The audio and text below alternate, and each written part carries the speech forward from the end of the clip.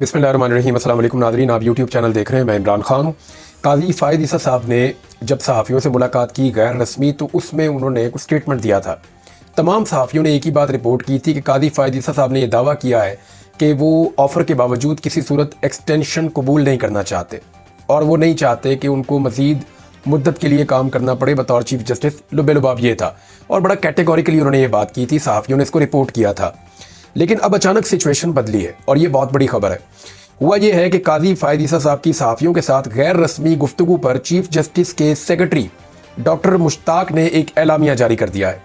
अच्छा, गैर रस्मी गुफ्तगू के ऊपर कभी एलामिया नहीं आते, लेकिन ये एलामिया जारी किया गया कि जो काजी फ़ाइज़ ईसा साहब ने कहा वो ठीक तरीके से रिपोर्ट नहीं हुआ। वैसे तो वो लेटर लंबा है, लेकिन उसका जो हिस्सा मखसूस है उनकी एक्सटेंशन के हवाले से वो इसके अंदर शामिल किया गया है। इमरान खान साहब बारहा कह चुके हैं कि काजी साहब एक्सटेंशन लेंगे और बहुत सारे लोग ये कह चुके हैं कि उन्हें यकीन नहीं है आखिरी दिन तक, क्योंकि काजी साहब की एक्सटेंशन लेने की ख्वाहिश है, ये बहुत सारे लोग दावा करते हैं। अब जो मुश्ताक साहब ने, जो सेक्रेटरी साहब ने जो एलामिया दिया, उसमें यह है कि चीफ जस्टिस काजी फ़ाइज़ ईसा के साथ ऑफ द रिकॉर्ड गुफ्तगू को गलत अंदाज में रिपोर्ट किया गया। चीफ जस्टिस काजी फ़ाइज़ ईसा से सहाफ़ी ने एक्सटेंशन के हवाले से सवाल किया। चीफ जस्टिस ने जवाब में कहा, कई माह पहले वजीर कानून चैम्बर में मुलाकात के लिए आए थे। वजीर कानून ने बताया कि हुकूमत चीफ जस्टिस की मुद्दत मियाद 3 साल करने पर गौर कर रही है। चीफ जस्टिस ने कहा कि अगर तजवीज़ किसी एक फ़र्द के लिए है तो काबिल कबूल ना होगी। अब आपको समझ आ गई कि कादी साहब, ये वही बात है जो इससे पहले बहुत सारे लोग और भी कर चुके हैं। नजम सेठी साहब ने भी ये खबर दी थी और ये खबर जो है वो हसनात मलिक साहब ने भी दी थी उनसे पहले, सिद्दीक जान साहब ने, साकिब बशीर साहब भी ये बात, बहुत सारे सहाफ़ी ये बात कर रहे थे। लगातार असतूर साहब भी कह रहे थे कि एक्सटेंशन का मामला जो है वो ख़त्म नहीं हो रहा।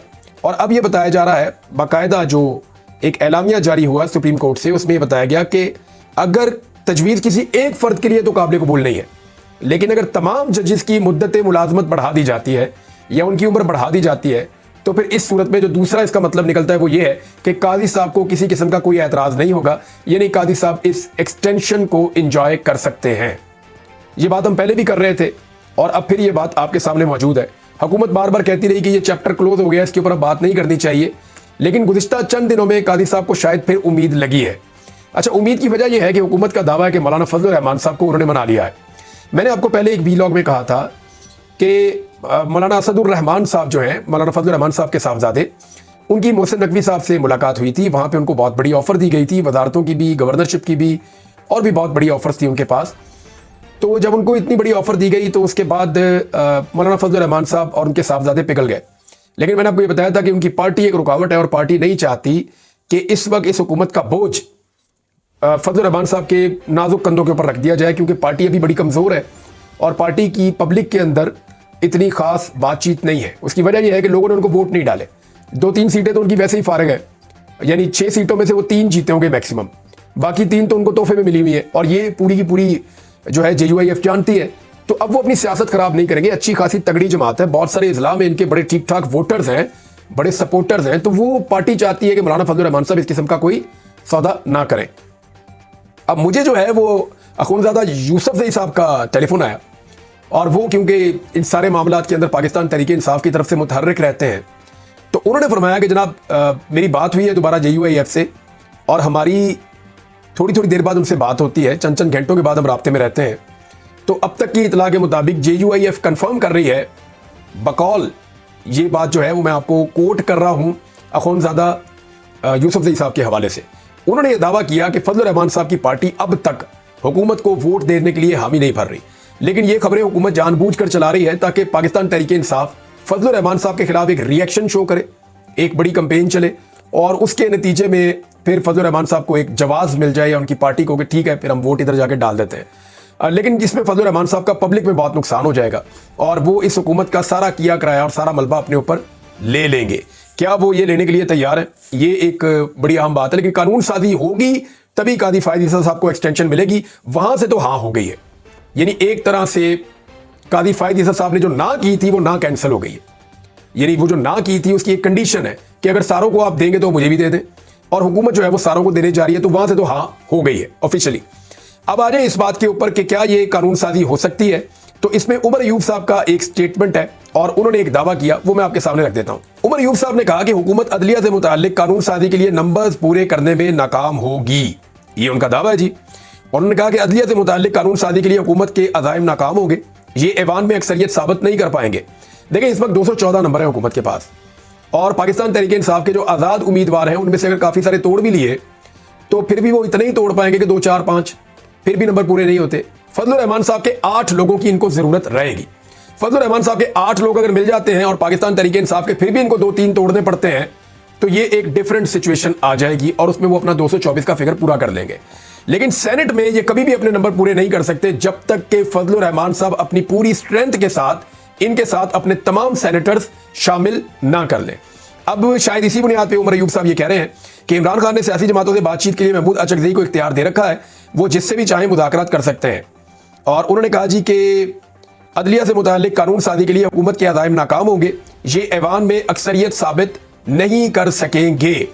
अच्छा, ये तो उनका स्टेटमेंट है, लेकिन इमरान खान साहब ने भी आज एक स्टेटमेंट दिया और वो बड़ा इंपॉर्टेंट स्टेटमेंट है। मैंने आपको पिछले व्लॉग में, क्योंकि जो अली अमीन गंडापुर साहब के साथ हुआ और जो उन्होंने अपने साथियों को बताया और जो मेरी उनसे बातचीत हुई और मैंने सारी तफसीलात उनसे ली, वो एज इट इज मैंने आपको बता दी थी कि एक्चुअली उन्होंने कितना बताया।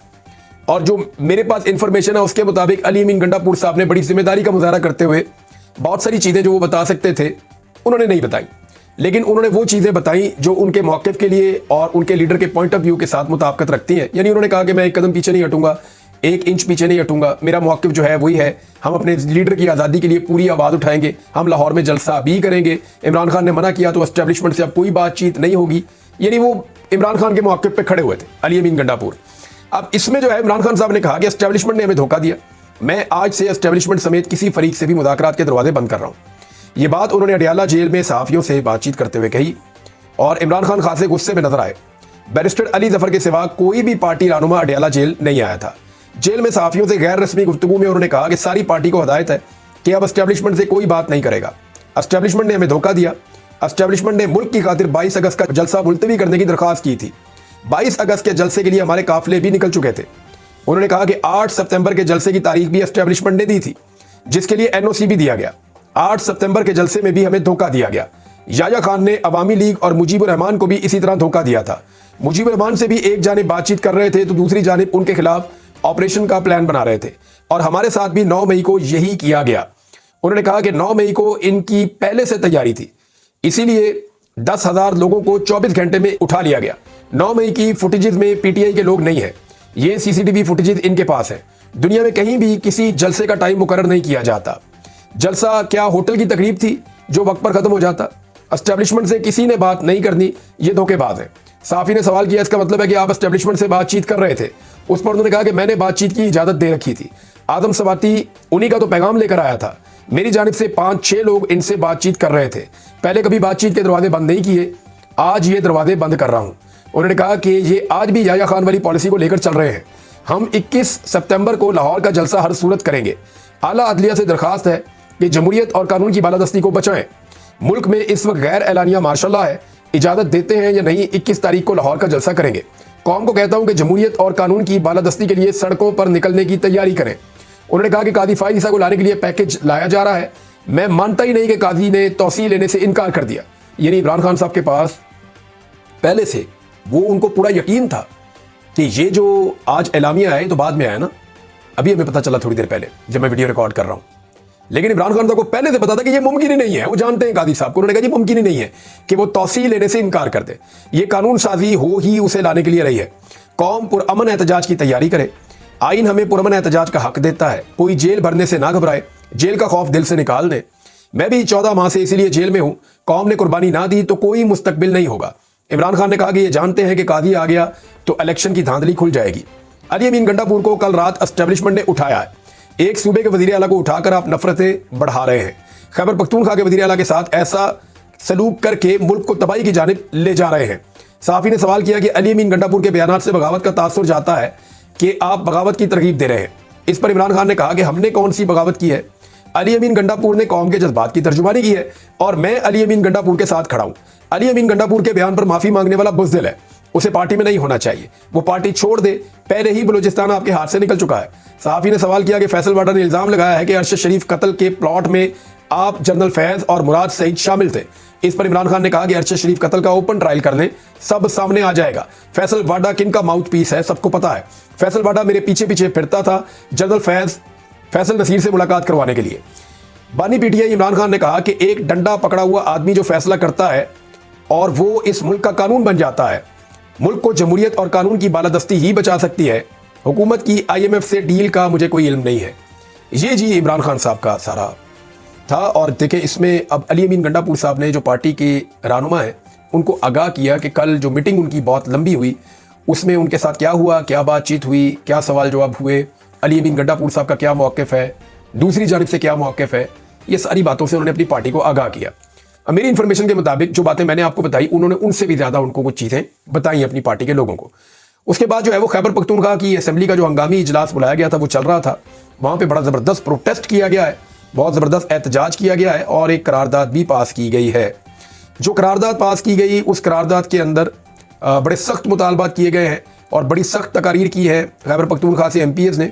और उन्होंने बताया कि किस किस तरीके से उनको परेशान किया गया रियासती इदारों की जानिब से, किस किस तरीके से उन पर दबाव डाला गया, किस किस बंदे को उठाया गया, किस तरह उनकी फैमिलीज़ को हरासा किया गया, किस तरह उन सबको हरासा किया गया। तो ये सारी बातें जो वहाँ पे मौजूद थे खैबर पख्तूनख्वा की असेंबली में MPs, उन्होंने बारी बारी बताई हैं। अब किस किस MPA ने क्या क्या कहा, मेरे ख्याल में इसकी तफसीलात में जाना इतना ज़रूरी नहीं है, लेकिन आपको मैं ये बता देता हूँ जो अहम चीज़ें हैं।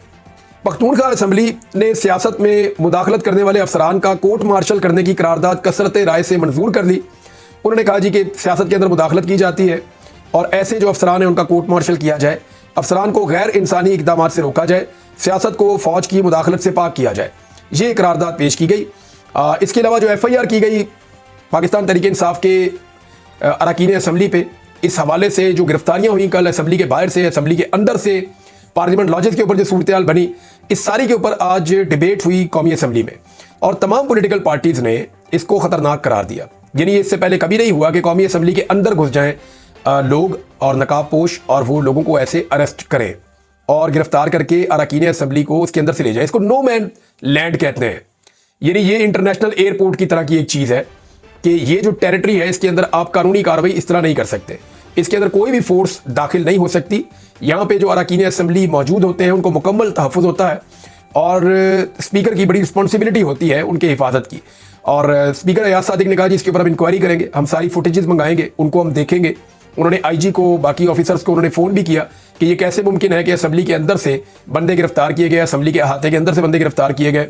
तो अब ये बताया जा रहा है, कुछ सोर्सेज से खबरें आ रही है कि शायद इस पे मट्टी डालने का प्रोग्राम है कि ये बंदे बाहर से पकड़े गए। लेकिन कल सब ने फुटेजेस देखी और क्योंकि देखें रात को लाइटें बंद हो गई थी और जब लाइट्स बंद हो जाएं तो फिर CCTV फुटेज कैसे आपको मुहैया होगी, उस दौरान में अंदर क्या होता रहा और वो CCTV फुटेज मौजूद भी है या नहीं मौजूद, ये एक अलग सवाल है। डिबेट होती रहेगी कौमी असम्बली में, हमें पता चलता रहेगा। पाकिस्तान तहरीक इंसाफ इस पर बात करेगी जब ये लोग छूट कर आएंगे। बैरिस्टर गौहर जो है उनको छोड़ दिया गया है, जो शुएब शाहीन है उनको जुडिशल कर दिया गया है।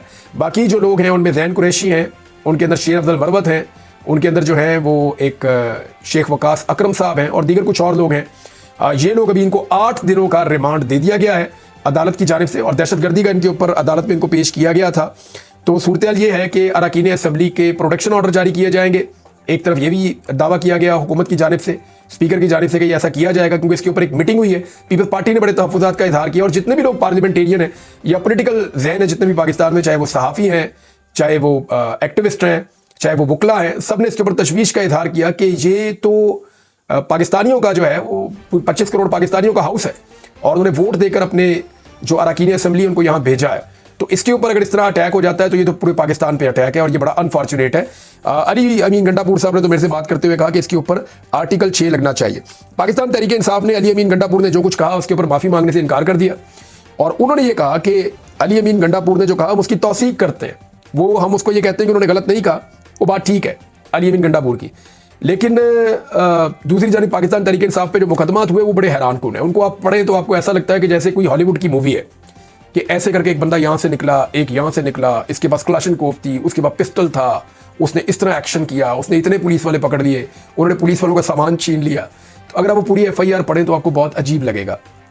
लेकिन पुलिस की नॉर्मली FIR ऐसी ही होती है, जब हुकूआ बनाया जाता है तो इसी तरीके से बनाया जाता है। किसी की भी हुकूमत हो, हर हुकूमत में FIR लिखने का तरीकाकार यही रहा है। हमारा जो बेसिक स्ट्रक्चर है लॉ एंड ऑर्डर का, उसमें ये एक बहुत बड़ा फ्लॉ है कि जो हम जो शुरू में FIR दर्ज की जाती है वो इस तरीके से दर्ज की जाती है कि उसको पढ़ने के बाद नॉर्मली इंसान को हंसी आती है कि ये किस तरह का वकूआ बनाया जा रहा है और इसकी क्या मंजरकशी की जा रही है। बहरहाल ये सारी सूरत हाल मैंने आपके सामने रखी। खैबर पख्तूनख्वा में काफ़ी गम गुस्सा है। अली अमीन गंडापुर ने अभी तक तकरीर नहीं की। बताया जा रहा है कि वो तकरीर करेंगे और वो बताएंगे अपनी सूबाई असम्बली का जब सेशन खत्म होगा तो आखिरी तकरीर जो है वो अली अमीन गंडापुर साहब करेंगे। ये दावा किया गया है खैबर पख्तूनख्वा में जो हुकूमत है उनकी जानिब से और उनके ज़राए ने। एक तरफ तो तमाम सियासी जमातें और सियासी जहन के लोग जो हैं वो ये कह रहे हैं कि जो हुआ वो गलत हुआ, लेकिन चंद लोग सिर्फ ऐसे हैं कौमी असम्बली में, सेनेट में, जो इसको जस्टिफाई कर रहे हैं। यानी मुझे बड़ी हैरत हुई कि ख्वाजा आसिफ इतनी दफ़ा वजीर रहे हैं, इतनी दफ़ा MNA रहे हैं, वो इसको जस्टिफाई कर रहे थे कि असम्बली के अंदर जो हुआ वो ठीक हुआ। और वो कह रहे थे कि जलसे के अंदर जो आपकी तकरीर थी, हालांकि इससे बहुत ज़्यादा सख्त तकारीर फजल रहमान साहब ने, नवाज शरीफ साहब ने, एमल वली खान साहब ने और दीगर बहुत सारे लोगों ने, इवन ख्वाजा आसिफ साहब ने खुद भी की हुई है, लेकिन वो ऐवान के तकद्दुस की पामाली को जस्टिफाई कर रहे हैं।